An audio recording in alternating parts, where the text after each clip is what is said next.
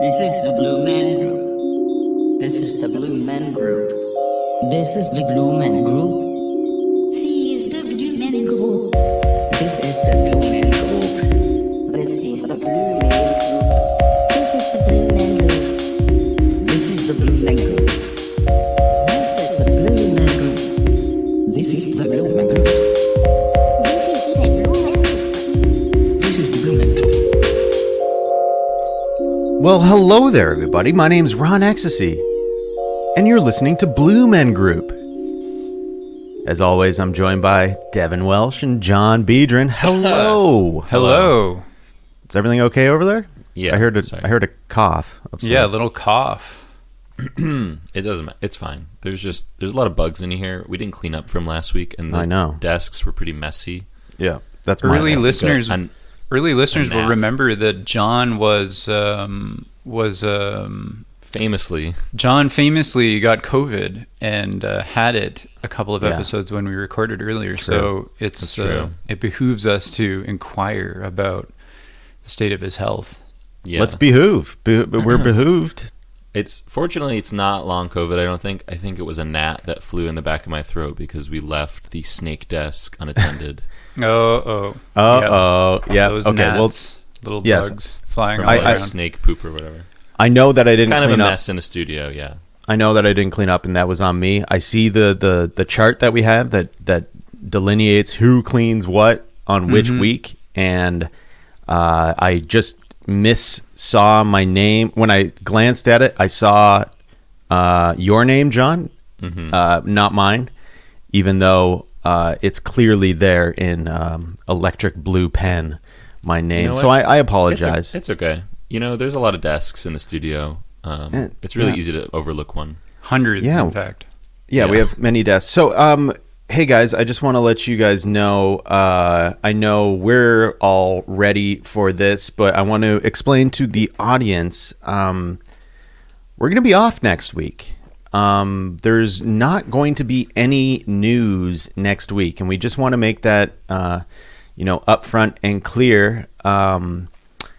And the reason is we're going to be on the first annual Blue Men Group cruise. So, yeah, we're pretty excited, and it's a kind of a cool opportunity to be with our listeners. I Be hope. with ourselves, really.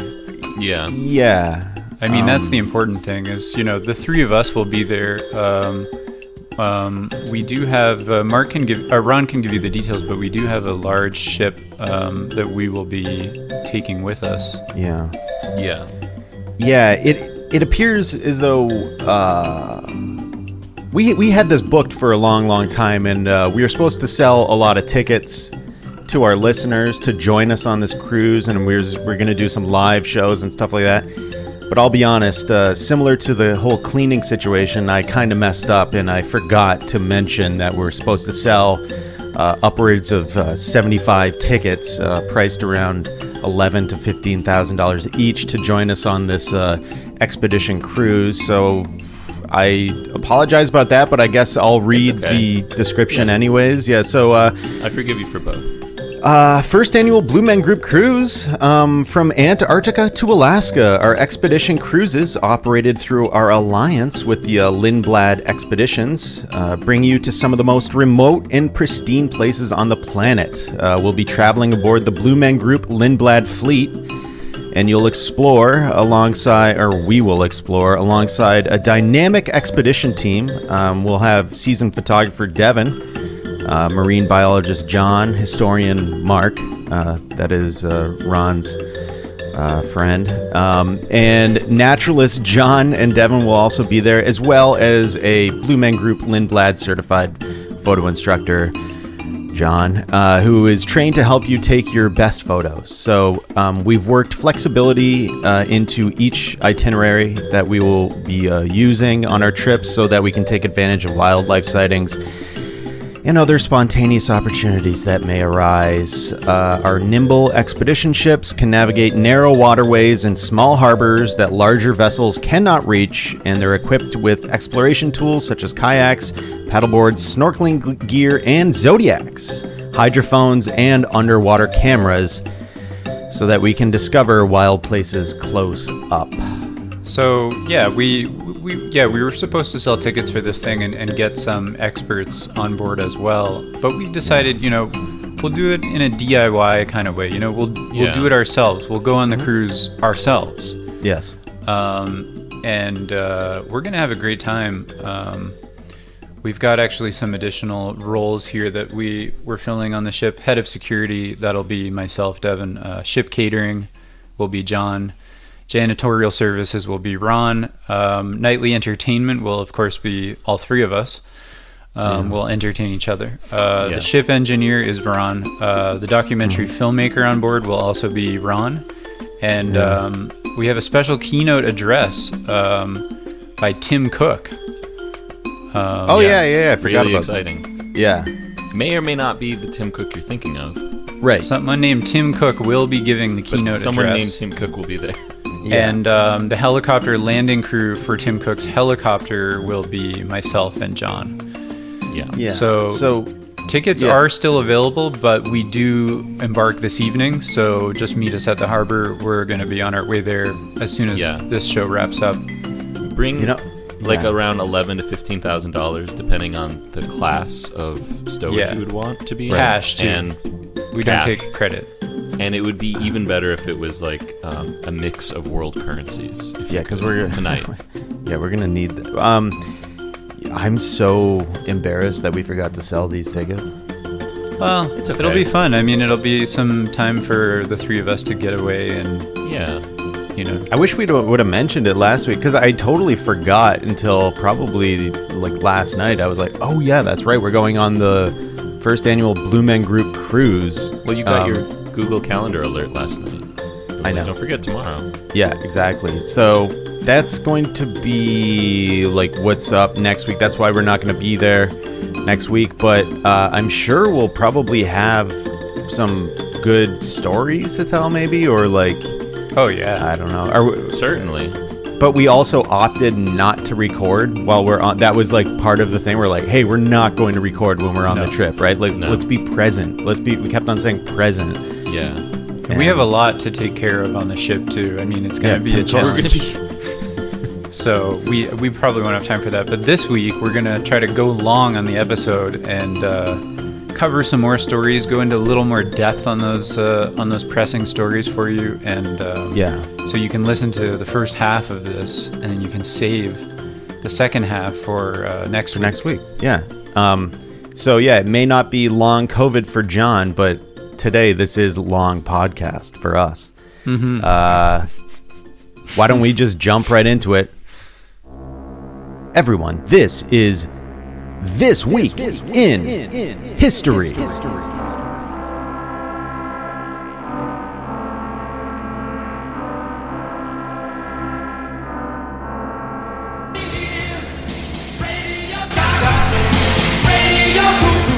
July 13th, 1985. There are hours to go in this Live Aid show in Philadelphia, and it looks as if no one's leaving early. Live Aid, a global rock concert to raise money for starving people in Africa, takes place in London and Philadelphia. The mammoth event spawns charity music concerts in years to come, from Farm Aid and Hurricane Katrina relief to Live 8 and Live Earth. Wow. I love that the radio announcer was... Nobody's leaving. Pointing out that no one's leaving early. Yeah. He's in the studio, or he's in the stadium, and he's getting nervous because he wants to get to his car, but he can't remember where he parked. So he was hoping it would thin out early. Yeah, so Live Aid, this was 1980s, mid-80s. All of a sudden, people started realizing that Africa may not have... Countries in Africa, which is a continent, may not have it as nice as the West. So how can we make them more like the West? That's kind of the vibe I got from Live Aid IMO. And then we can raise money by throwing a massive party. But did the money ever get there? Or like, I wonder what happened with that money. Yeah. Where did it go? Because also the idea that it was like for Africa, like that's a continent. I don't know. There is the Pan-African Congress or something like that. There certainly were disputes within between the nations of Africa about who should get how much money. I have to imagine so. What was the distribution process, let's say? Did Bob Geldof, because that's the guy, I don't even know what Bob Geldof, he was in a band, I guess. He must have been. He was in a band, but he was also promoter.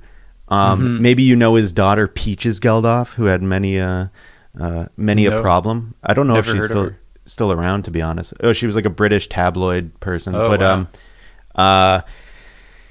Did he just get all the money and then he dispersed it because he's the saint? Like I don't know. Unaccountably, like deciding who gets to live and who gets to die. It sounds pretty interesting. Yeah, it's very of the time though. It seems like very benevolent 1980s. Everyone's on coke and we should fucking raise some money for Africa, mate. And then they did a song, right? "We Are the World." Was that for We Are Live the Aid? World? I think We Are the World. Do they know it's okay. Christmas as well? Oh yeah. Which I think is like a very weird, oddly condescending song. It's like, do they even know it's Christmas?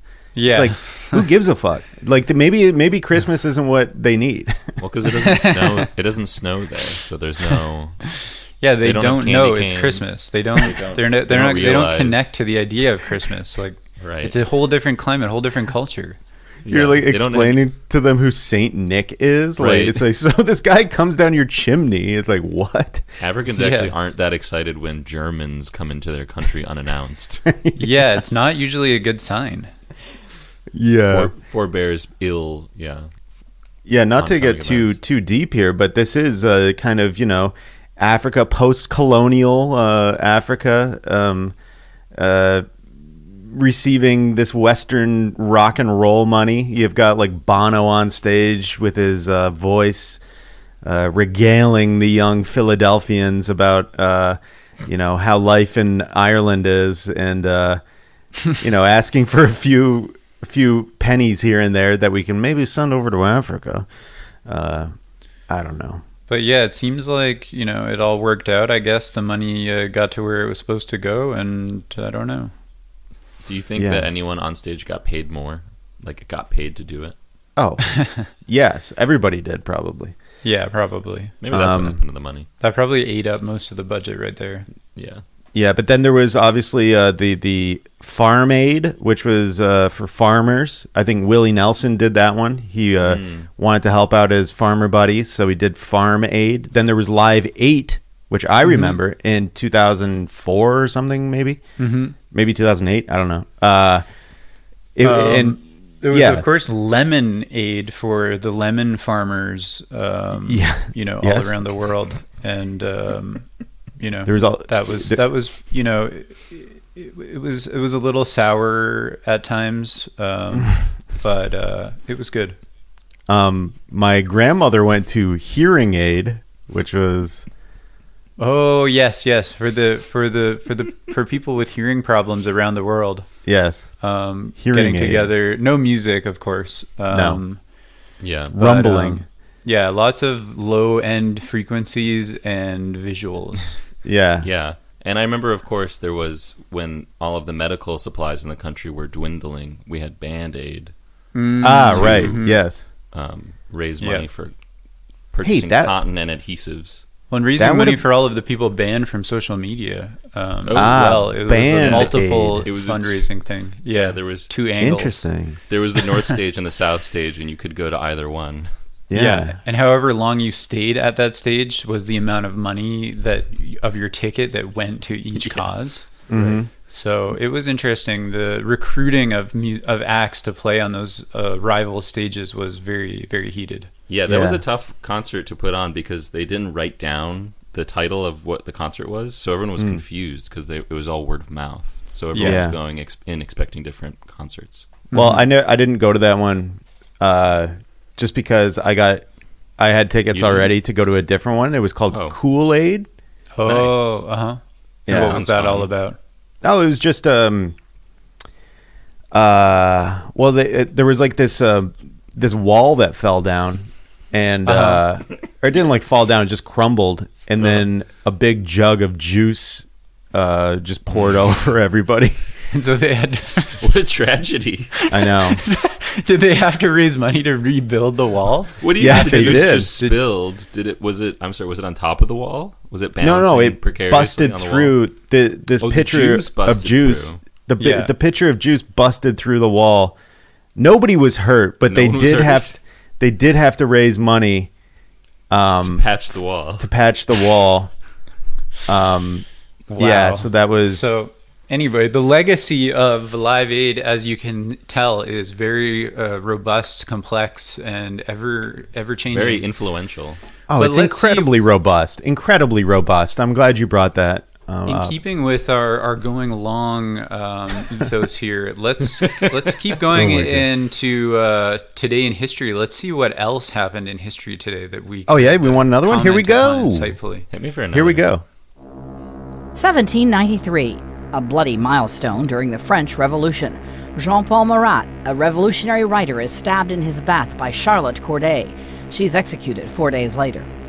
Who are these people? This is just like a regular stabbing that happened in 1700s. Yeah. Jean-Paul Marat, he was a very, kind of a polemicist of the French Revolution, a kind of a journalist and, a sort of thought leader of the revolution. So he hung out in his bath. As I understand, he had really bad skin, Yeah, that's right. so he bathed all the time. Yeah, he had to hang it in the bath. And so this woman knew where, Charlotte Corday knew where to find him. Yeah, it sounds In like the it wasn't bath. hard to figure out where he was. Yeah, so you go to the tub and he's there soaking, and then you plunge the knife in, and that's that. He's Yeah. like, "Oh, bonjour, Charlotte," and then boom, he's gone. Yeah. It was right in the heart. Yeah. And so that was a big deal. There's a painting by Jacques Right. Louis David that is a really beautiful Wow. painting. Extremely Everyone should famous. check Did it you guys Very- like read about this beforehand, or is this just something you know? Well, This is just something that I know, so- I guess. Yeah, Shit. I mean, this is sort of like the Joey Buttafuoco story of its day. Oh, it's like- now you're speaking my language. Because you because need it's just like to equate it to some modern smut that I know about. well, because it's like the made-for-TV movie of its day was getting a painting of you. That is a good point. So that's what everyone knows. It's just like one of those things that like your parents know about. Yeah, and so the kind of guy that when he dies, a lot of people get very angry. And as you can tell, Charlotte Corday was executed for her crime, and then a lot of other stuff happened in the French Revolution. Some stuff Quite a- not covered. quite a here complicated this story. week, Yeah. but yeah. Yeah, actually, that's one of the panels that Devin's going to be speaking on the cruise is French Yeah. Revolution history. I'll actually be educating Ron and John on the details of the French Revolution over Yeah. the course of a 7-day seminar. Yeah, we couldn't talk him out of it. We kept Featuring- being like, let's do other panels, and we just Featuring Tim the Cook. So that'll be cool.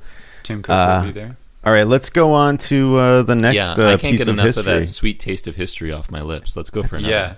Yeah.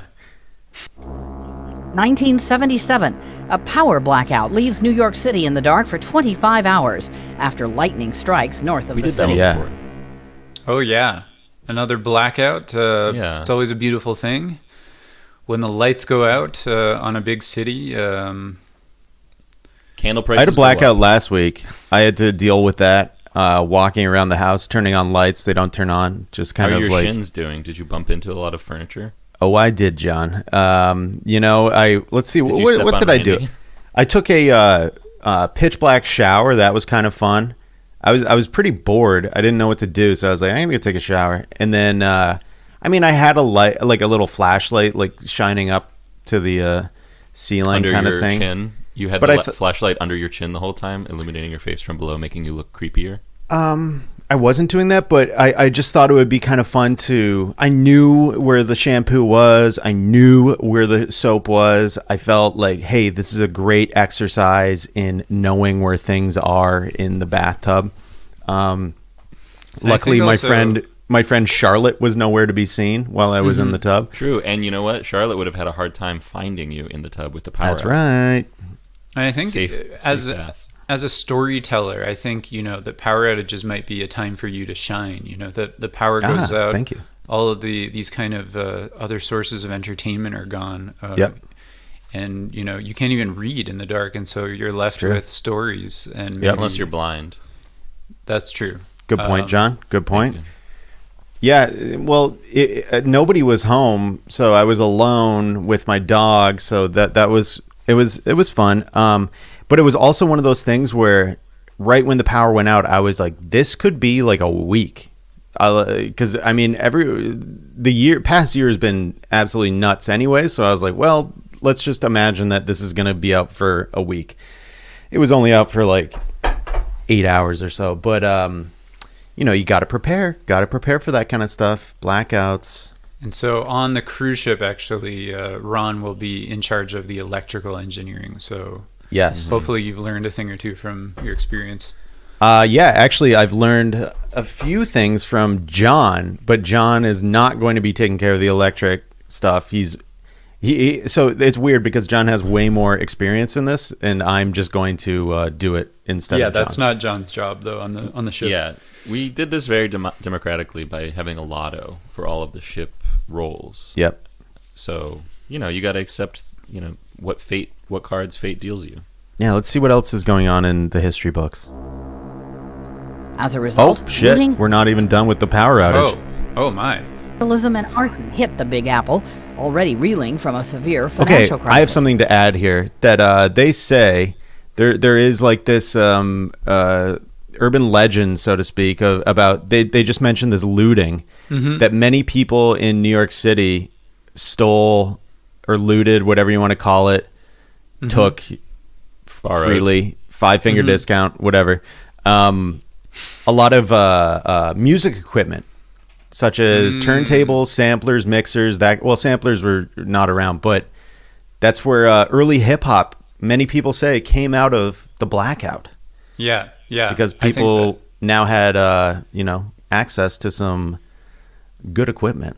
Yeah, I think that's wonderful, and yeah, that's probably true. Can we say that sample culture came out of this blackout? Sure, why not? Why not? Sure. And 1942. Snakes. Why did it have to be snakes?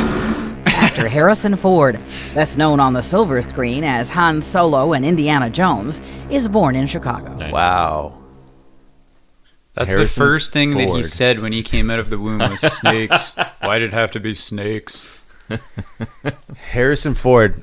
The one thing I know about Harrison Ford is he has his pilot's license. He's an avid aviator, but he's not that good at it. He's had multiple plane crashes, and also he landed recently, within the past 5 years, on a taxiway at an airport, which is not where you're supposed to land a plane, leading many to believe that he is flying under the influence of something, which is quite dangerous. But many, many Hollywood celebrities or athletes, thinking about Roy Halladay, the pitcher who died in a plane on many substances. It's kind of a thing that they do. Do you think there were snakes on his plane? Ooh, good. I have to also be honest that I've never seen Indiana Jones. I've never seen Star Wars. I mean, I've seen some of the Star Wars, but I'm not like I can't tell you which one's which or like who they are. One thing I know about Harrison Ford was that before he was Han Solo, he was a woodworker, and George Lucas saw him doing carpentry on set and was like, "You'd probably be pretty good in this movie." Yeah, imagine seeing that guy doing work on the set, and you're like, you're too pretty to be working. Yeah, exactly. Behind the scenes. And then he became the lead star of the movie? Well, it wasn't the same movie, but it was, he became like a huge, That sounds like some like old-timey, it's like, hey, you over there, why don't you come into my movie? Like, that was my dream when I was like 6, like walking around being like, somebody is going to find me and put me in their commercial. If you're at the right party, that would still happen to you today, but not when you're just on set. You'd have to be at the right mansion, doing the right satanic things. Yeah, exactly. If you have to be on set, you have to be so good looking. Yeah, well, a stunner. What do you say? Harrison Ford was, so there you go. Yeah. Harrison Ford. Well, thanks. That's a pretty good week. Thanks, history, for detailing us. Whatever. That was interesting, but not that interesting, to be honest, because the Harrison Ford bit, especially because I don't know if he's like a good actor or not. If anyone listening has any sort of acting chops, please let us know if Harrison Ford is a good actor. Let's go in on mainstream actors on whether or not they're actually a good actor, because I would love to know that. That'd be a good little bit. Okay, ladies and gentlemen, that was This Week in History. I don't know if it's okay with you guys. I'm going to ask for consent from both parties here. Is it cool to move on to the next feature of the show? I will turn my key. John, I need more of an affirmative yes. Yes. Okay, thank you. Aye. Well, you have to turn your key at the same time to like launch missiles on boats. I've never launched a missile, sorry. Damn. Well, you're going to need to learn that for the cruise. Yeah, because we're putting you in charge of ballistics. Okay. I don't know if you remember, you got that one in the lotto. And now, it is What's in the News?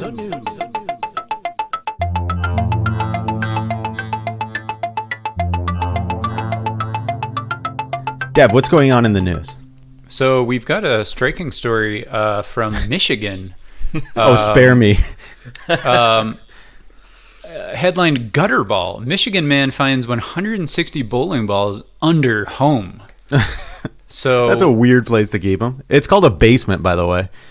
Yeah, and 160 bowling balls. I mean, yeah, if it was 2 or 3, I'd say, hey, not too much of a story. But when it's 160, then something's really going on. When there's 160 of anything discovered on a house, the Blue Men Group stand up and take note. Mm-hmm. Yeah.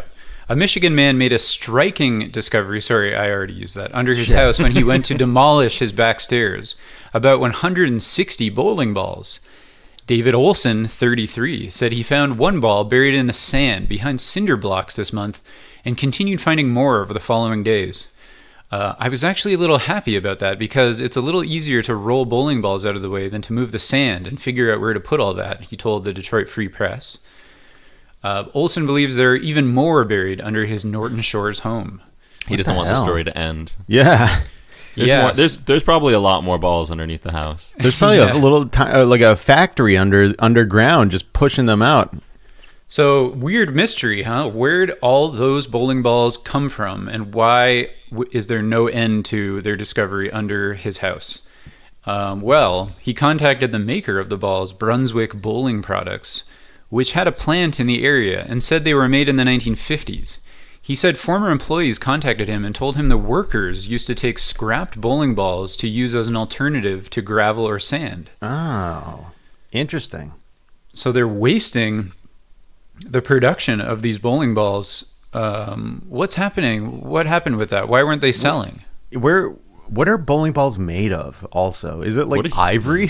What is that? Yeah, it's elephant ivory. It's like plasticky something, I guess. Mm-hmm. 1950s, though. Who knows what was in them? Yeah. Well, so the average bowling ball is about 9 inches in diameter. Mm-hmm. And there's 160 of them, which is 1,400 inches, which is about 120 feet of area underneath the house. Yeah. Wow. I don't think there's any more. And also, could a sinkhole open up if the bowling ball shift in some way? Because it's kind of like a ball pit. You put a lot of weight on it, and they can just kind of, roll out. Yeah, it would be interesting if a sinkhole happened, because it would be very, very similar to a 210 split, which is one of the hardest bowling shots to make, where you have pin on each side and a big hole right in the middle. That's right. That's right. Brunswick shut down the Muskegon plant in 2006. Olson said many of the balls aren't in good shape. They don't have finger holes and aren't polished, according to MLive.com. Yeah, they sound like circular rocks. Yeah. But I mean, so they're not bowling balls at all. He's like, if you wanted to do a little work, you could get them to bowling ball status. Yeah. He has donated some and plans to give some to the Muskegon Heritage Museum.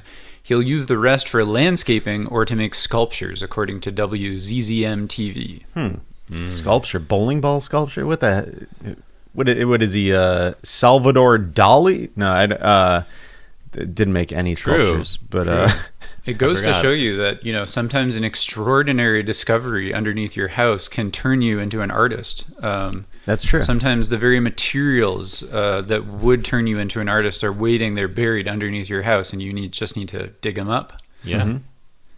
That's very true. So start digging underneath your house. Ask mom and dad if you can dig under the house. Dig under the foundation. I want to say this story. I always wondered as a kid where the bowling balls went, like what was behind. Mm-hmm. Yeah, true. Because they travel, once you throw them down the lane, and then they disappear, and then you hear a bunch of noise, and then one pops out back at the ball return. Mm-hmm. But they don't always pop back out, and they don't always pop back out, and it takes a long time. So maybe there was just a bowling alley near this guy's house that just was routed underneath his basement. Yeah, it's like a rest stop for the bowling balls. Exactly. Yeah, I get that, John. I know what you're talking about.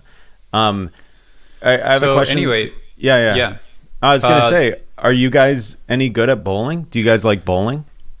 I'm all right at bowling. I bowled with Devin. I don't know if I bowled with John. We've never bowled together, but we will be bowling on the ship's bowling alley. That's true. Next week. We will be bowling. In fact, I'm in charge of cleaning that. So. And I'm in charge of renting the shoes out. But I'm going to put in a request that we do bumper bowling because I'm not very good at bowling. Okay. Well, yeah, you can forward that request to me, actually. I will. And then because that way we can have a lot of fun without worrying about it too much. John, I love that idea. I can really more focus on eating pizza and drinking root beer. Yeah, I love that. That sounds great. Bowling and then also fun. Cleaning the shoes out with disinfectant, which is the other part of what I'll be doing at the bowling alley. Mm-hmm. But so that's our news from the gutter. And Mark, you have a story on a beat that is very near and dear to our hearts. Yeah, Ron, thanks, Devin. you have a story. Yeah, it's okay. I go by both. There's tons of confusion about who I am. I'm having massive identity issues with regards to Ron, Mark, Rark, Mon. Yeah, so that's fine. You call me whatever you want. Just don't call me late for dinner.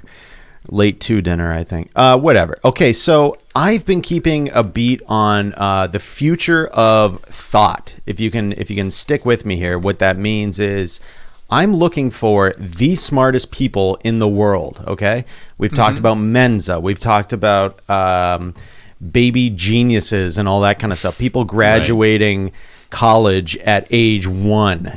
They've already completed a PhD program by the time they're 6 months old. Listen, I've got a news story here out of Brussels, okay? So an 11-year-old boy nicknamed Little Einstein, okay? Who do you think he's named after? I think he's named after Albert Einstein. I'm assuming that's a common name over there. Oh, yeah. I was thinking actually the Bob Einstein, the actor, like Super Dad. I love that guy. But that makes way more sense if it's Albert Einstein because he was actually smart. Okay, that opens up my eyes, actually. Little Einstein has become the youngest graduate in quantum physics. Right. 11-year-old. I'm so it doesn't say threatened. Yeah, exactly. And strangely competitive. So Laurent Simons, or Simons, Laurent Simon, maybe, who is half Belgian, half Dutch. So he's really straddling the Benelux region here, the borders. He's got one foot in each little place. Obtained a bachelor's degree with distinction from the University of Antwerp in Folks, 18 months. the distinction is that he's adorable. Yeah, I would say he puts the twerp in University of Antwerp, but that would be rude of me to say. So he completed that in 18 months. I will just add that I also have a bachelor's degree, not in quantum physics, and my bachelor's degree took 5 years. Don't know how many months that is, but it's... But were you also 11 when you got it? Oh, no, John. I was 23, I believe, when I graduated. Many years wiser than this young 11-year-old boy. So much wiser. Laurent's parents are now planning for his doctorate, which he is expected to spend time in several countries, including Britain. So his parents are planning his doctorate. Why isn't he planning his doctorate? Yeah, it seems like he can do everything else. Yeah, are they? Yeah, this is getting strange here. Yeah. So as well as his home country, Belgium, he will be studying in U.S., Israel, and the U.K. too. Alexander Simon said. His father said. Simon said that. So the Israel connection is due to Laurent's interest in biotech, and the UK is for historical reasons. Oh, what? 12 years ago? So he wants to get into biotechnology in Israel, and then he's interested in the United Kingdom's illustrious history. These are red flags, people. These are massive red flags. Yeah, red flags. It seems as though this young man is a intelligence asset. he's a spy. I'm telling you. So the UK is the foundation of modern civilization. Lots of the world's best universities are located there, so the UK had to be on the list, Simon said, declining to reveal which university his son would go to. Yeah, the UK is the foundation of modern civilization. That's fucked. I don't know if that's not true. No. Like, who invented algebra?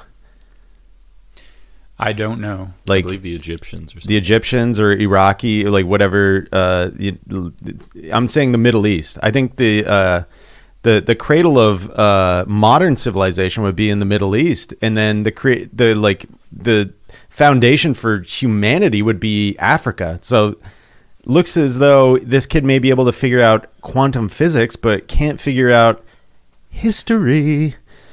But he goes on into even murkier territory. Yeah, so Laurent said his lifetime goal is immortality, or specifically the creation of technology that will allow humans to live forever. Okay, this is so fucked. He's 11. Exactly. Yeah, so his he's lifetime 11. goal.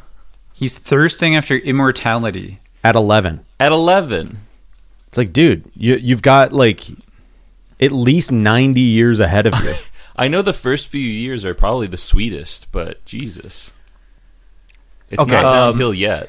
And so he goes on, the 11-year-old evil boy genius goes on to say, that means replacing as many parts of the body as possible with artificial organs. So he's interested in developing artificial organs at 11 in Israel and in venerating the history of the UK. Yeah. This kid is it's not good. I don't like this at all. So Laurent started secondary school at 6.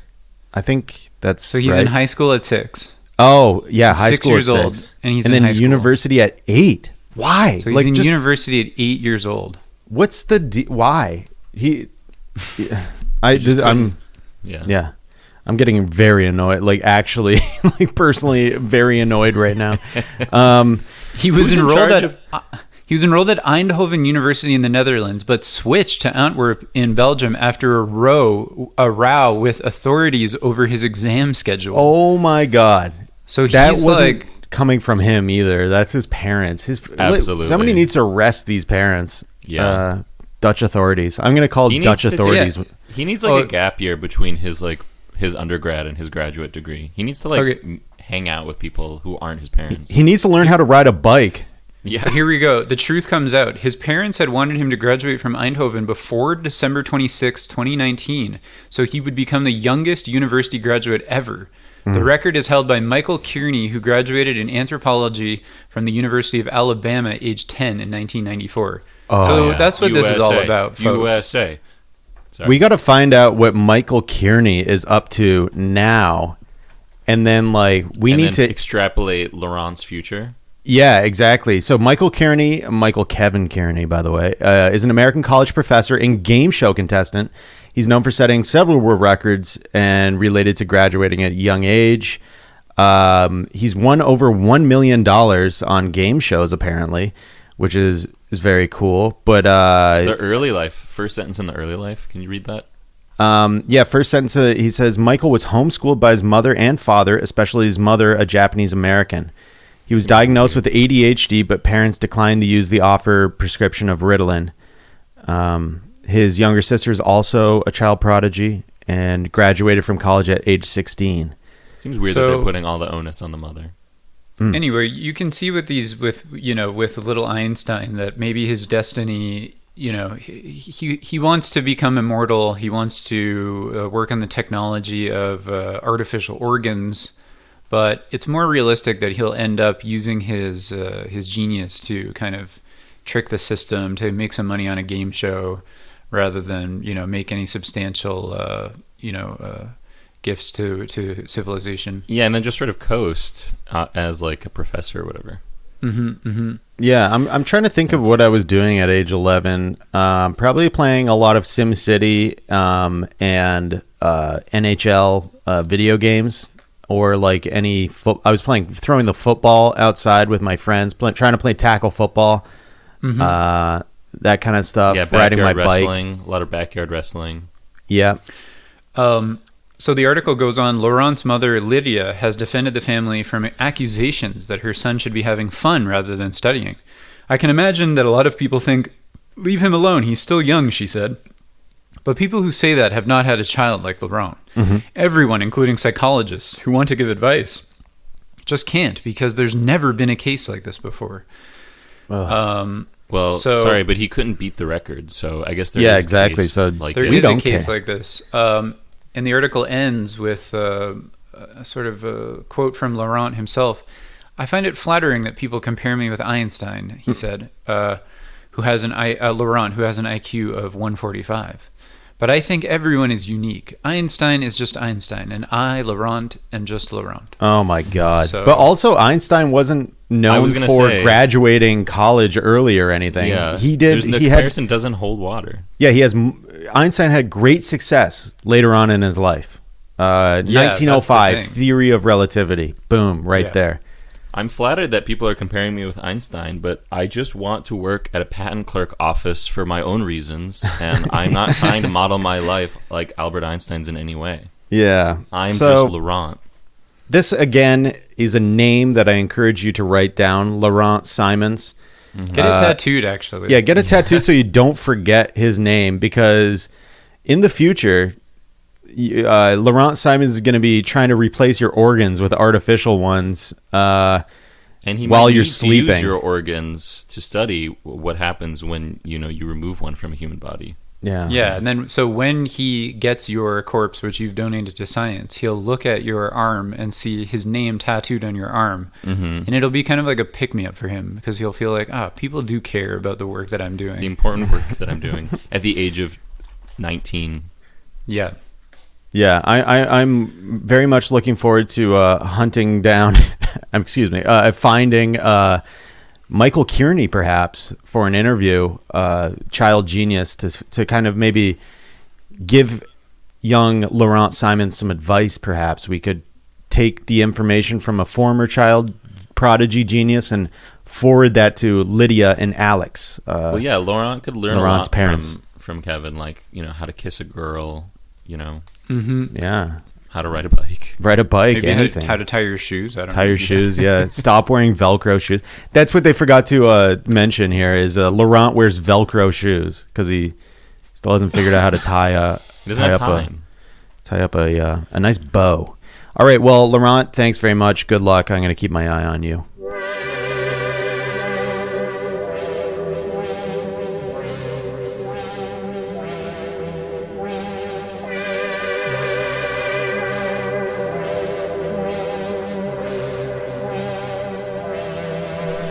John, I see you over at the COVID desk because you had COVID. Not long COVID, but to give us a little hint at what's going on over at the COVID desk. Well, so there's a new story in South Korea. Gyms in South Korea's capital, Seoul, will ban speedy songs in gyms to stop sweating. Oh, now, my God. You may think of the gym as the place you go to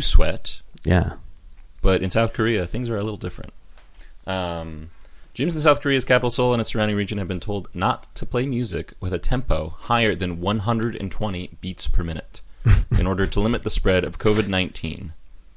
That's so treadmills funny. also will be limited to a maximum of 6 kilometers an hour, or 3.7 miles per hour for our U.S. listeners. That's so funny. I love the fact that the people are going to be counting BPMs. Like government officials are going to become DJs. They're going to start recognizing songs, be like, nope, too slow. Because if you think about it, so 120 beats per minute. Okay, that's like disco dance music. Bee Gees song. It's Bee Gees, exactly. It's the way in which your heart beats. It's kind of a natural 4/4 rhythm, right? Or tempo. So we're gonna need to go below that. We're gonna Exactly. need to slow it down. And which is funny because I last time I went to the gym, they're on treadmills or on any of those machines that you run on. There are like graphs that like tell you your age and like your BMI and like how high your heart rate should be going to get like a good workout. And it's like 150 is like working out like quite well and like is like good for your heart, and 120 is like very low. Like, it's like so resting. we could see an epidemic of kind of lack of exercise related health phenomenon in Seoul. Yeah. From these measures, people will not be getting the cardio that their heart and their lungs need. And it's and weird, their soul needs, by the way. Yeah, true. Soul Cycle All will souls be and canceled. soul. Yeah. Soul Cycle, yes. Health officials say the restrictions will prevent people from breathing too fast or splashing sweat on each other, which again is what the gym is for. That's why I go. You splash sweat. Yeah. Give me your sweat. Now, of course, South Korea is obviously the home of international sensation K-pop. And I'm assuming that they play a lot of K-pop in the gyms. A quick look at K-pop BPMs suggests that Blackpink fans might suffer a bit more than followers of, say, BTS. Uh-oh. And those attending exercise classes such as Zumba, spin, and aerobics in the Greater Seoul area will face the 120 BPM limit on Monday. But this is interesting. It's not without some pushback. The move has been questioned by gym owners, and Kang Hyun-koo, who owns a gym in Seoul, asked whether there was any proof a choice between classical music and BTS had an impact on spreading the virus. Good point. He also told Reuters many people use their own earphones, asking, how do you control their playlists? Yeah. That's a very They're like, That's we a can. really good point. We can. Don't worry about it. We can. So go ahead, John. I was just going to say, so, the reason that they're doing this is to try and prevent gyms from shutting down totally with the spread of coronavirus. Experts say it's hard to know whether people have been infected at gyms, and figures from the UK last year suggested that they were not a significant hotspot for infections. So it sounds like maybe there's a little government bureaucracy coming in here and trying to... Maybe someone in particular in the government who has a lot of sway, who feels pretty shy and maybe like a little embarrassed at the gym, who wants everyone to sort of tone it down. Yeah, exactly. And maybe this is a good way of them to get like their own, personal gym. Or some sort of music producer who's sick and tired of making songs over 120 beats per minute in the in kind of the dance genre of K-pop is saying like, let's start making some more chilled out, blissful K-pop songs that are around the 100 to 112 area of beats per minute. Yeah, because that's the question to be asking is cui bono? Who benefits from these Devin. measures? And I was going to say this is a sort of South Korean 2021 version of payola. Yeah. We're not sure who benefits, but somebody is benefiting substantially. Well, I'll tell you who benefits. South Korea's pop chart is forgiving on BPMs, with 8 of the top 10 passing the tempo test. BTS, the country's biggest musical export, are on safe ground. Their 2 biggest hits, Butter and Dynamite, sit comfortably in the 110 to 115 range. But it's not looking so good for female counterparts Blackpink. Fuck. All of their biggest singles hover around 130 BPMs. Wow. So this is interesting. Are part of a raft of measures that were introduced in the region on Monday that are set to last for a couple weeks. Interesting. So this could be a hit. Is it the same label that releases both artists? And where is Psy? And during all this, Yeah. What does Psy have to say? Writer of Gangnam Style, a huge YouTube hit in 2014. Would Gangnam Style pass the test is the question. Also true. And I encourage listeners to consider beats per minute while you're listening to a song. There's some websites out there. You can just type in BPM counter, and you can follow along when you're listening to your music. When you hear that beat, just keep it going and count how many beats per minute you are getting, and it will give you a pretty interesting perspective onto some of the songs you're listening to. By the way, Gangnam Style does not pass the BPM test with 132 beats per minute. That's why we haven't heard from him. He's been silenced. He's been silenced by silence. Yes, that's right.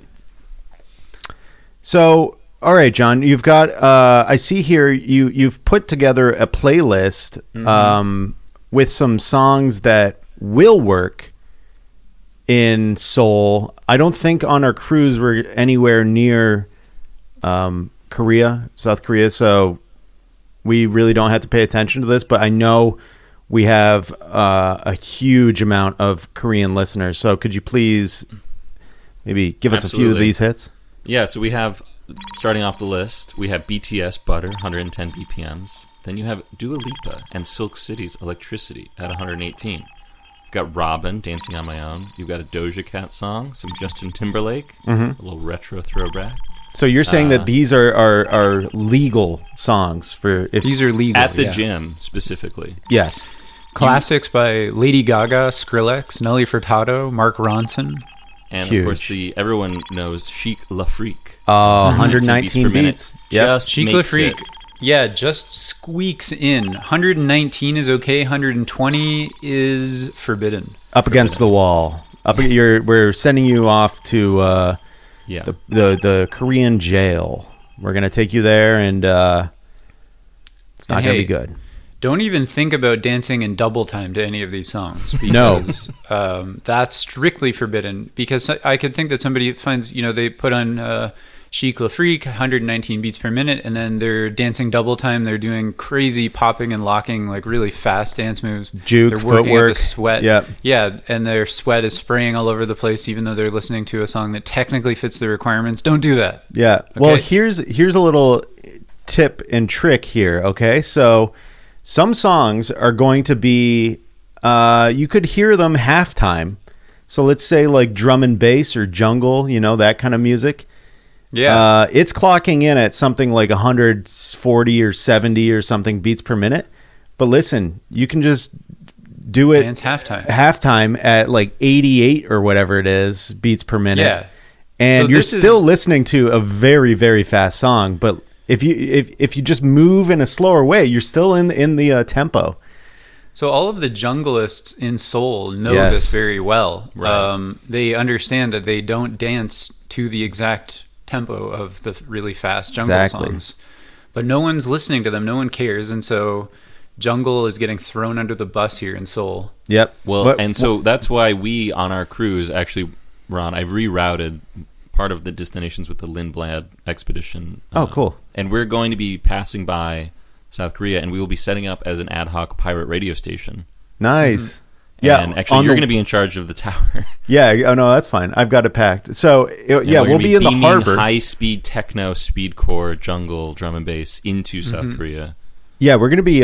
from international waters. Yeah, we have some fresh dub plates that I'm going to be playing for our Korean friends. Some jungle, drum and bass, that kind of stuff. Some really good stuff from the UK in the early 90s. We're going to be playing that. It's fast. You have to dance halftime. If you dance at the speed of the song, then you're violating the law. We totally disagree with that. We're not telling you to do that. Yes. We're just trying to show the South Korean government that you can dance halftime to quicker songs. Yeah. See, I was thinking that we were going to be doing it from a free speech thing. Well, that too. Yeah. But, and also because we're fitness buffs and enthusiasts. That too.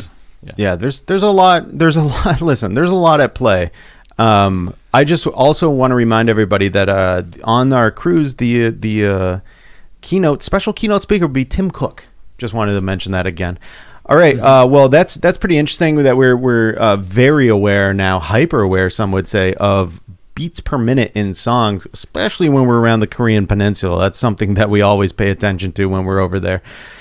But we've got to move on. We've got to take another look at, or excuse me, we have to take a look at another story.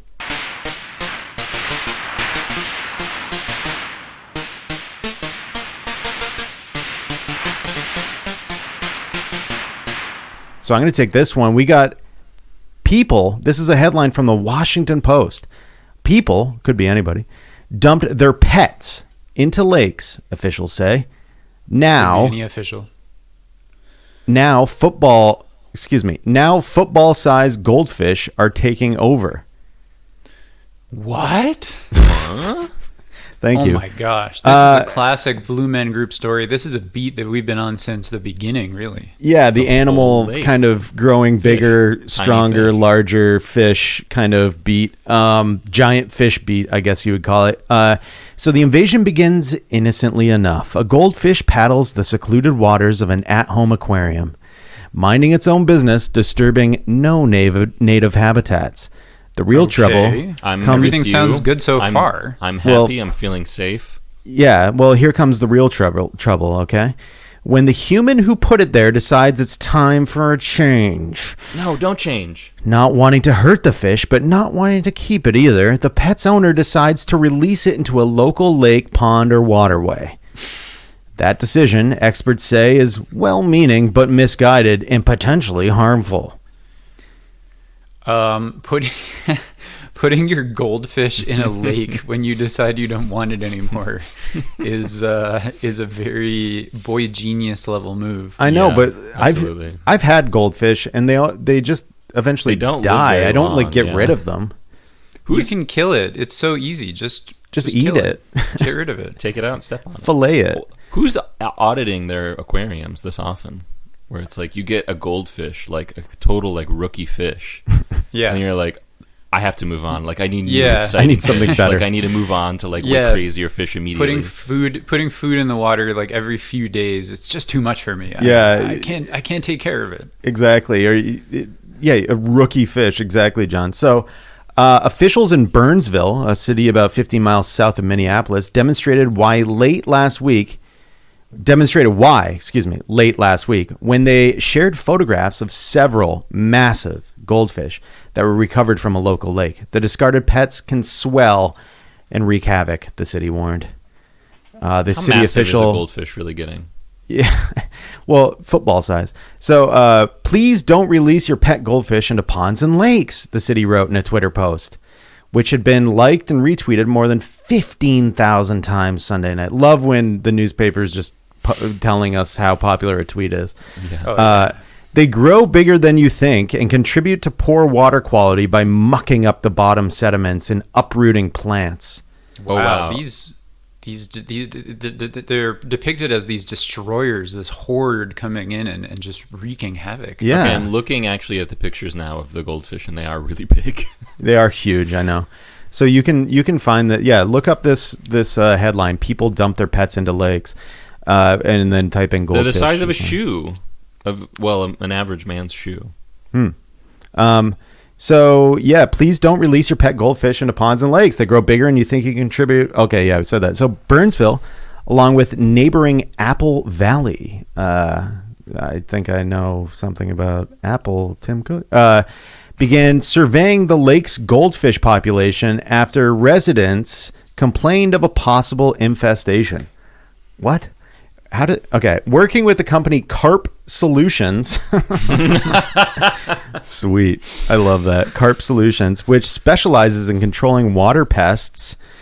The cities sent a team to investigate, and even it was surprised by the size of the fish it found. Wow. So they found some really big fish when they looked into those waterways. Really big and wreaking a lot of havoc. Yeah. Far from being an innocuous domestic animal, the article says a goldfish freed in fresh water is an invasive species. An organism that is introduced to an environment can quickly reproduce, outcompete native species, and destroy a habitat. Well, hey, that's not their fault. Yeah. And even though they get less attention than invasive organisms such as Asian carp or zebra mussels, Goldfish appear to be a growing problem in bodies of water across the United States and around the world, triggering warnings from government officials in Virginia, Washington State, Australia, Canada, and elsewhere. So I don't even know how we got on the whole goldfish thing to begin with. Like, where did they come from? What's the deal? Yeah. I don't know why people have them or own them or something, because it is kind of like a starter. It's the first pet you'll ever have, right? Like, because they're kind of like, hey, parents are just like, whatever, it's gonna die in a week. Like, it's very throwaway, and then all of a sudden, literally thrown away into local waterways and tributaries. Yeah, exactly. And they come in a bag. They come in a plastic little bag, and then all of a sudden they become an invasive species on the same plane as like a zebra mussel. Yeah, I was wondering, like, okay, how do we know that it's like however many like dissatisfied goldfish owners who are dumping their goldfish into lakes and rivers? Mm-hmm. Because you know what? Could have been the fair. It could have been like some carnies dumping their leftover goldfish from the like bottle ring toss game. Mm-hmm. Yeah, no one came through for pandemic because of the COVID pandemic. They couldn't like have the carnival, and they just had like a bunch of extra goldfish to get rid of, and just left it behind. We blame the carnies. I think that this is all their fault, and that if we find them and come down to the full extent of the law on these traveling vagrants, we'll be able to get this cleaned up in no time. Yeah, or we need to reassess what our first pets should be. Maybe we shouldn't be. Maybe we should get out of this goldfish situation. Or, I mean, the name is very friendly. There's a great cracker snack named after them. We were like, oh yeah, goldfish, love it. But guess what? They're related to carp, which is an ugly, gross fish that nobody likes. So PR thing. Yeah, exactly. They've got the goldfish have extremely good PR, and except for this article, which is a huge hit to the goldfish community. But big black eye on the goldfish. Yeah, goldfish, again, like their common carp relatives, feed at the bottom of lakes where they uproot plants and stir up sediment. Again, bottom feeders. That's what they do. That's fine. So like, I'm just thinking that keeping them in a small aquarium at home seems to be the worst idea for them, because they can't. They have nothing to feed on. Yeah. You put those like purple rocks at the bottom or something, and like a little castle thing that they swim next to every. Yeah, they don't 10 care minutes. about castles. You care about castles. They don't Exactly. give a shit. So let's leave these fish alone. Yeah. That's what also, I'm let saying. me tap on the glass. Yeah. If I'm going to be saddled with a goldfish, let me tap on the glass. Let me enjoy it at least. Or else, you know what? I will throw it in the river because it is boring. Yes, Doesn't do anything. exactly. So, last year, county workers removed an estimated 30,000 to 50,000 of the fish in one day. Whoa. Okay, that sounds like an issue, actually. Yeah, That so does we've sound got like a a problem. That does. Who is putting 50,000 goldfish in a lake?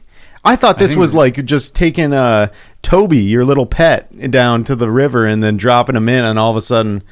Well, little Toby can have many offspring. Oh, that's true. I didn't think about that. And then there's little Tobys swimming around, and then little Tobys swimming around. Yeah, and that's so on. true.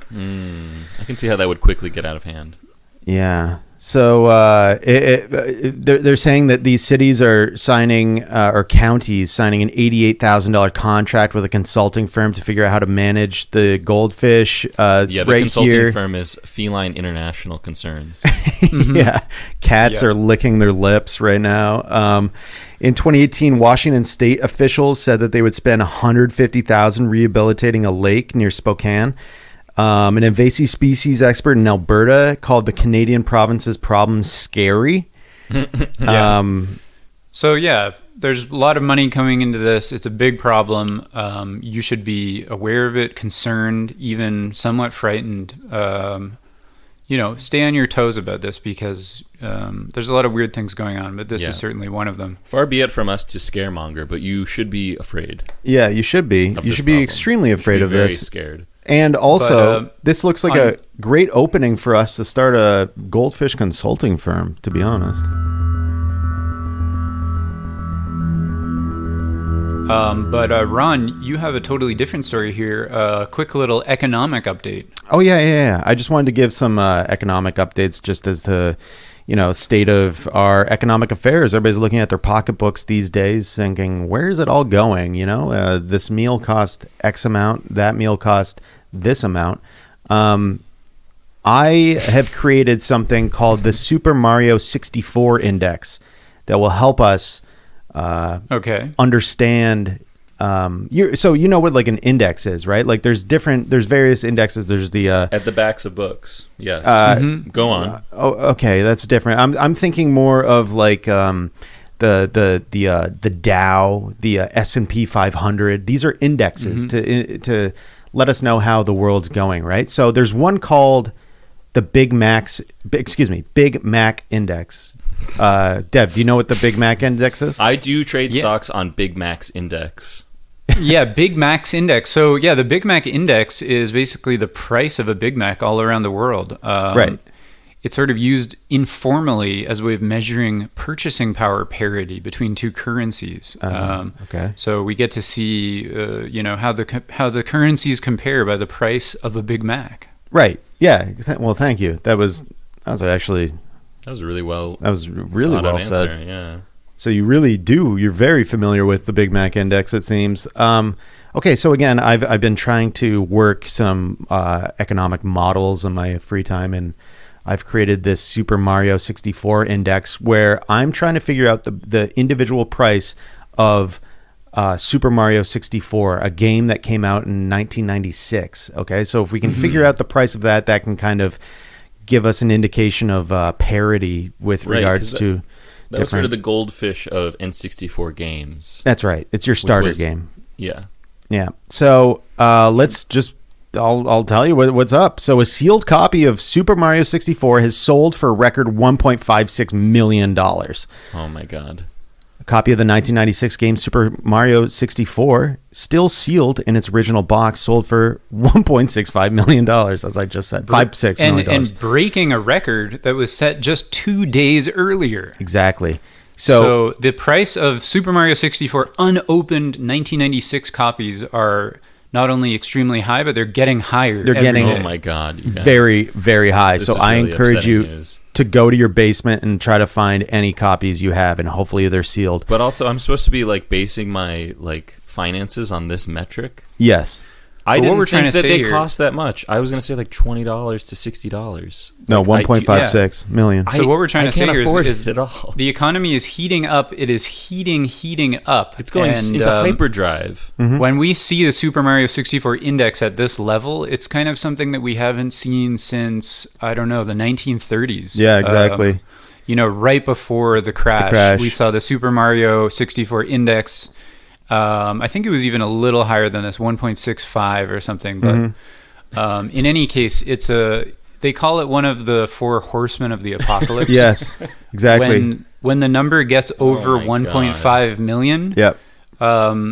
It's kind of like a flashing red light. Yeah, exactly. God, the domino effect is starting. God, fuck. All of my investments are in Sega Genesis games. Right. Well, bad move. So, as you may know, if you're an avid history buff like us, right before the crash, Black Tuesday or Monday or whatever it was in 1930, whatever, there was a pack of cards. And a card game and jacks were $10,000 at the time.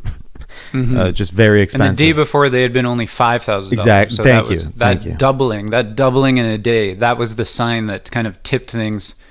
Probably a dozen guys in suits jumped out of their office building windows when they discovered that tax cost that much. Exactly. And we're going to be expecting, I hate to say it, but we're going to be expecting flying suits in New York City from this news. Flying suits, that's fine. Maybe some summer rains on Wall Street. Oh, no.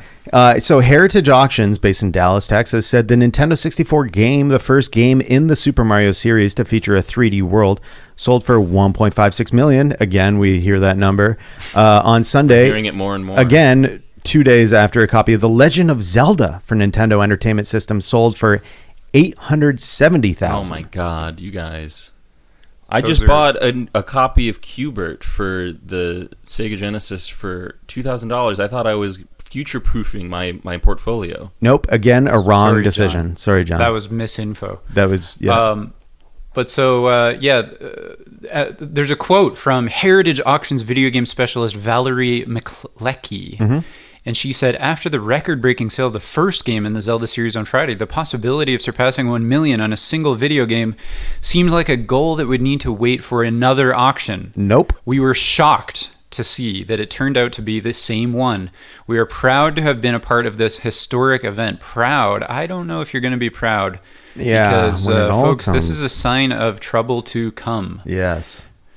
The Zelda game beat a record that was only set in April, when a copy of the original Super Mario Bros. Game from 1985 sold for $660,000. Okay, so if you extrapolate this, the price of the Zelda video game doubled to the Super Mario 64 one, and the price of the original Super Mario game in April doubled during this auction. So Exactly. the time between April to this auction, it doubled and then doubled the same day. It should be quintupling by tomorrow. Yeah. So by Christmas, you should expect to see the price of an original unopened copy of Battletoads to cost roughly $7 billion. Yeah. Yeah. So- By Christmas, Devin, I think you should expect to see nothing resembling Western civilization to exist on this planet any longer. Yeah, and that's Nor because humanity. that's because of the Super Mario 64 index that I've created. Because it's a way in which we can kind of Thank see you, Ron. how Actually, this it's a really is helpful index. Yeah, you're that you've welcome. created. You're Thank welcome. you So for we're doing going to all be this away work. on this cruise next week, but listeners, while we're not doing an episode, you keep your ears to the ground on the cost of unopened video games. We'll see how things get out of control, but maybe it'll be nice to be on a boat in the midst of the global economic collapse. Yeah, We'll see. I agree, and I just would like to say tickets are still available, but we leave tonight. That's the issue. Yes. So Please meet us with $11,000 to $15,000 in mixed currency at the harbor tonight. Yes, at the harbor. Yeah, which If is you're in like interested. 2.5 hours. Yeah, so you just got to be with us there. We will keep our eye out if you're late. We will be looking for you, but you please hurry. Yeah, please.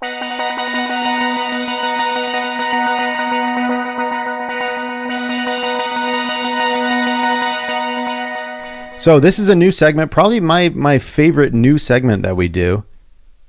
It's called Lost Evidence of the Week.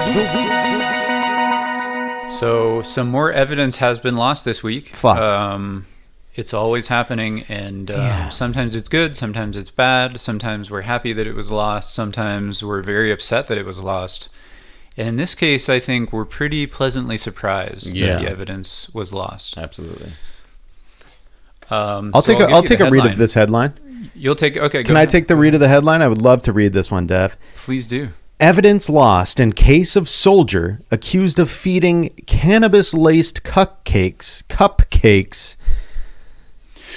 I should have read it. All right, you do it. You do it now. Evidence lost in case of soldier accused of feeding cannabis-laced cupcakes to gunners, lawyer says. Damn, you did that so Beautiful. perfectly. See, Yeah. I got good. lost Dude, he on the totally laced. just shit all over you, Ron. He did. I got lost on So- the laced part. Yeah. Getting into the lead, evidence in a bizarre case of a Canadian soldier accused of drugging comrades with marijuana-laced cupcakes was lost by military police. Well, her decision to give them marijuana cupcakes made them comrades, I feel, in a Yeah, sense. it's absolutely. Says the soldier's lawyer, who accuses the Department of National Defense of conducting a sloppy, incompetent investigation. Well, it sounds like it's a sloppy, incompetent investigation because maybe they had a few too many cupcakes. Yeah. Yeah, it seems like they got a little stoned and lost the evidence. Am I right? Ooh. Bombardier Chelsea Cogswell's military trial is slated to start next month. It's believed to be the first of its kind. She faces 18 charges, including administering a noxious substance to 8 soldiers without their consent in July 2018 at CFB Gagetown. Oof. At the time, the soldiers were taking part in a live fire exercise involving explosives and weapons drills. It does sound So- like that she was just trying to chill everyone out. Yeah, there's going to be Yeah, There's all explosives. these It's going to be weird. guns firing, explosives. It's like everyone's being loud. And Yeah, just let's chill out. let's chill out. It also just sounds Put way on a more Boards fun. of Canada record and let's Yeah. Or something even more upbeat, something above 120 BPM. Yes, exactly. And just so you know, that this takes place in Canada, where cannabis is legal. Yep. And available for commercial purchase, but I guess it's still illegal to dose your comrades. Yeah, it's too bad. So CBC News has obtained a copy of a court application filed by Cogswell's lawyer, Ian Casper. In it, Casper argues he is not a ghost. Just kidding. Argues the military should throw out evidence of traces of THC, the main psychoactive compounds in cannabis, gathered from one cupcake wrapper because the other cupcake wrappers were lost and never tested. Devin will be doing elocution lessons on the cruise. Yeah. On the cruise, that's right. Yeah, I'll be in charge of that. So basically they've got the THC on one cupcake wrapper, but they don't have the rest of them, and they never tested them. So hey, you should throw out that evidence. Absolutely, this is a trumped up charge. Administering a noxious substance. If they're just cupcakes, there's nothing noxious about cupcakes. And actually, that's quite rude of you to say. Thank you. She baked noxious cupcakes. Well, I was gonna say, they didn't test this wrapper apparently because they lost them or whatever. I'm just imagining a lot of troops standing around some cupcake wrappers saying, do you want to test it? Can I test it? And they're all trying to test it, and they're all very high. Yeah, and they gobble them all up, and then somebody sweeps away the wrappers, and they only remember to save one. And then she's gonna get off scot-free, and maybe she should. The chain of command's loss of the cupcake wrappers was so shockingly negligent as to constitute an abuse of process, says the lawyer Casper. The military is in the midst of an institutional crisis over its handling of misconduct in the ranks. Oh my God. Critics have said military police are ill-equipped to investigate offenses. Holy shit. Seems like they kind of are. What if the Canadian military just dissolves because of this cannabis cupcake situation? Yeah. They just can't, when they're saying that they're in the midst of an institutional crisis over a cupcake. Okay, now you're doing it wrapper. Ron can't say cupcake. I can't say cupcake wrapper. It's very funny. But I wonder what Trudeau has to say about this. I'm sure he's gobbled a few cannabis cupcakes in his day. Oh, yeah. But he's also probably ashamed of that, embarrassed, unwilling to admit. And so I'm sure he's going to come down hard on Cogswell. Yes. But we are rooting for her, and I think that we will start a fundraiser for Chelsea Cogswell's defense. Because we believe in dosing our comrades, especially when gunfire is in the mix. Yep. And that's where we stand. I mean, what's the real harm in giving a bunch of guys with guns, or men and women with guns and weapons, a couple of cupcakes to try out and to relax? They weren't in active service. You're scared they're going to have a good time? Yeah. That seems like it. Pretty unfair. Cogswell's mother told CBC News that strangers have started bombarding her with hate messages online. A little ironic there for a bombardier. And she found her vehicle keyed in her driveway on one occasion. Okay, I can see why you're having trouble today, Ron. Yes, thank you. So somebody keyed the car of this woman's mother because of the cupcake incident. What kind of a fire has to be lit in your belly to do something like that? And mind you, this is in the midst of an institutional crisis about said cupcake. Nice. Which is... Oh, yeah, so we've got a little detail here. Cogswell offered some troops from the gun detachment free cupcakes she had baked that she said contained coconut oil and avocados, according to the document. I'll have two. Delicious. At least 9 soldiers ate the cupcakes within an hour. Some described feeling, quote, high, the court-martial document said. They variously described feeling tired, exhausted, loopy, anxious, and paranoid, said Casper's court document. So nothing I'm familiar with at all whatsoever. Yeah, I don't know what that could be about. Others, however, believe they were dehydrated or were suffering heat exhaustion. Those are the ones that have never smoked. Yeah. yeah, exactly. Citing safety concerns, the military called off the live fire training exercise on that hot summer day and loaded those affected into an air-conditioned truck for assessment. That's so funny. I love the idea of a bunch of troops just like laying on the ground, but they're like, "Are we gonna do this live fire thing or not?" And they're like, "Nah, I don't think so." And It's too hot. And they're in the chill out tent. Yeah, exactly. basically, Yeah. Where it's like, all right, people, you're a little stoned. We're gonna, just relax. We'll get some bottled water. We'll get Yeah. some snacks for you. So Trip sitting.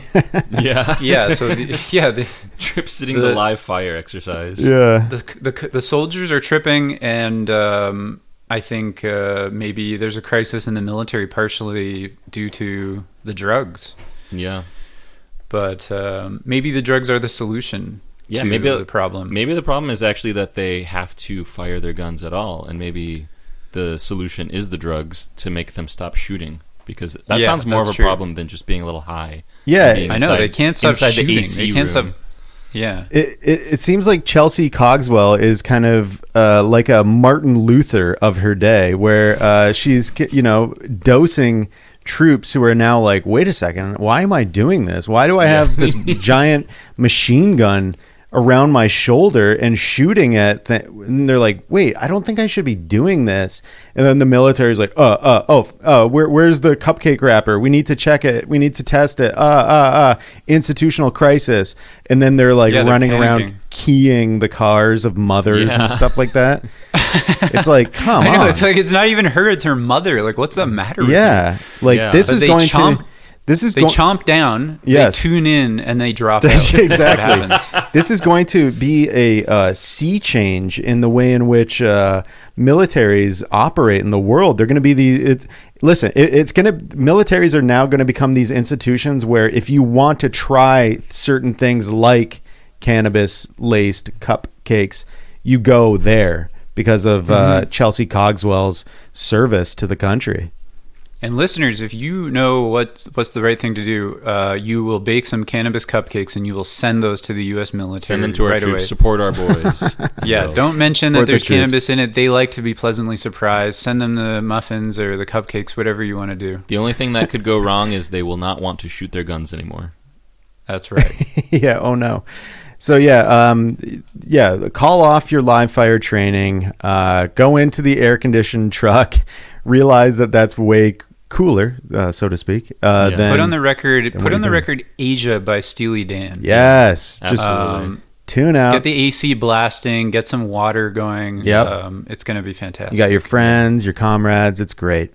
Yeah. All right, everybody. Well, that was probably my favorite new segment called Lost Evidence of the Week. So if that you was a have fun one. if you have any insight as to where those cupcake wrappers are, just let us know. And just also letting you know that on our cruise, the Blue Men Group cruise that we're going on with Lindblad Expeditions. It is tonight. We are leaving tonight from the harbor. Just We're letting you know. leaving now in about 2 hours. Yeah. Well, that I have to get these cupcakes finished then, because I'm making some for the trip. Oh, wonderful. Yeah. So thanks very much, everybody, for listening to that nice segment. But before we go on this special edition, special summer super stuffed edition, double stuffed Oreo edition of Blue Men Group, we have to look at last week's numbers. Oh my! I'm so excited to find out about these numbers. Chomping on a little cupcake that I started earlier, and doing pretty good. Nice. Yeah, you're really chomping down on that. Yeah. Don't eat the wrapper. We need that. The wrapper. We're going to need that later. Yeah. Okay. All right, everybody. So I've got the dashboard up in front of me. Guess what? Over the past 14 days, we are up 2%. Oh my!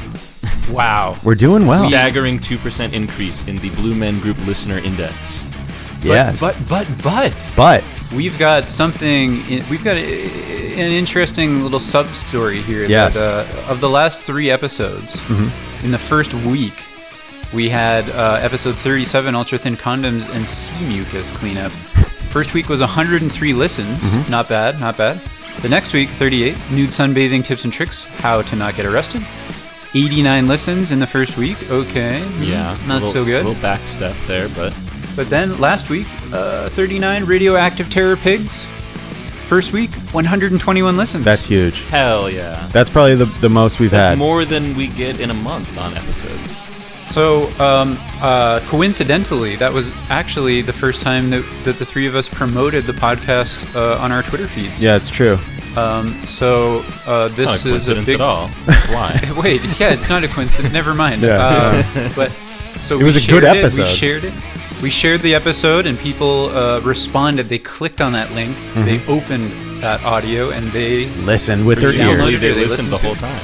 Yeah. Yeah, or at least some of the time. Yeah. So that's a lesson to you, listener, that what we did, we shared it and people listened. And Yeah. so now you share it and people will listen when you share it too. Exactly. You know what? I wonder if anyone's scrobbling this podcast on Last FM. Ooh, Last FM. I love when people would do that. That was a fun little activity to scrabble your music. So let's look at the world charts here again.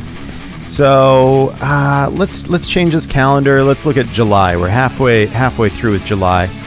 Oh yeah, we're up in July. Like, hold on, let's quickly get that number there. Yep. In July versus the last month, we're up 63.4%. Yeah, that's Okay, so quite big. That is huge. Let's look at the geographic stats here. United States still in the lead per usual. Number Still 2, number United one country Kingdom. in the globe. United Kingdom. Then Canada. Canada's numbers. Canada's percentage has Dropped considerably. significantly, Limited. but yeah, it yeah. used to that- be over 10%. Yep. That's a good thing, though. That's a very good thing because what we're seeing is gains elsewhere. Yes, True. exactly. I do think a lot of the gains went to the United Kingdom, but we see Austria number 4 at 2%, Australia number 5 at 1.79. Australia, you could beat Austria. And listen, there's not much difference in the names of your two countries. And the only way I can differentiate it is if you get more people to listen to the podcast in both countries. That's how I know. When That's- people ask me, what's the difference between Australia and Austria? Because I get asked that a lot, actually. You do. And I think, well, Yeah. okay, so there's about 7 pretty loyal listeners in Austria and about 6 in Australia. Yeah, exactly. That's what I tell people. Yeah, that's the difference to us. That's all we see. We don't care what you do. The rest of it, the differences in your... We don't care. Yeah. You do whatever you want. All we know is how many people from your country listen to our podcast. That's all we care That's all about. we care about. Yep. That's all we care about. You can be terrible to people, but Whoa. if you're getting those numbers up... Oh, well, yeah, don't yeah. be No, terrible. no. Go ahead. Go Because- ahead. No, but be good because the reason is not because it's good to be good in and of itself, but by being good to people, they will listen to you when you say, listen to Blue Man Group. Well, and Sage. conveniently, it makes you good to listen to good people. That's true. That's also true. So, okay. Germany, 0.9%. South Africa, 0.9%. Sounds like we've got a tie, and that needs to be broken. 2 countries full of good people. Yep, I would love to see something there. Now, this one is interesting to me. Coming in with 2 listens in the half month of July. United States minor outlying islands. We get 2 listens from there. So, if you're that person, whoever you are, whether you actually live there or whether that's your VPN, whatever it is, if you can identify yourself as the person from that place, please contact us. Please contact Please, us. Because please. by tonight also helpful. I mean, seriously contact us, but also if you could contact us soon, we can swing by with the Yeah, books. exactly. That would be we'll nice. pick you up. Yeah, we'll just get you on the way out to South Korea. Exactly. All right. Well, everybody, thank you so much for listening. This has been fun. For a more extended version of Blue Man Group because of our, cruise that we're going on, our expedition next week. So there will be no episode. There will not be an episode next week because of the cruise. Again, if you can make it down to the harbor, we will be leaving in 1 hour, 45 minutes time. Or so, right? That you said 2 hours, probably about 15 minutes ago, I would say. Yeah. No, it is an hour, and we're leaving an hour and 47 minutes. Okay, Yeah. cool. And So, if you go to the harbor, ask old Harbor Master McLeish. Right. He should point you in the right direction. Yep. Because it's not obvious where our boat is. Yeah. You're going to need to talk to somebody. Right. And he'll be really easy to spot because he's wearing yellow rain slicker and a hat, and he's got white hair, and he's a very crusty figure. Yep. So, for a hand. yeah, so we will be Fine. on Again, the first annual Blue Men Group cruise in partnership with Lindblad Expeditions, traveling aboard the Blue Men Group Lindblad fleet. So if you need to mention that to McLeish, he'll know. Thank you very much for listening. We will see you in 2 weeks.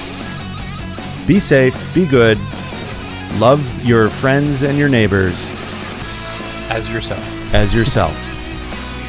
Bye-bye. Bye.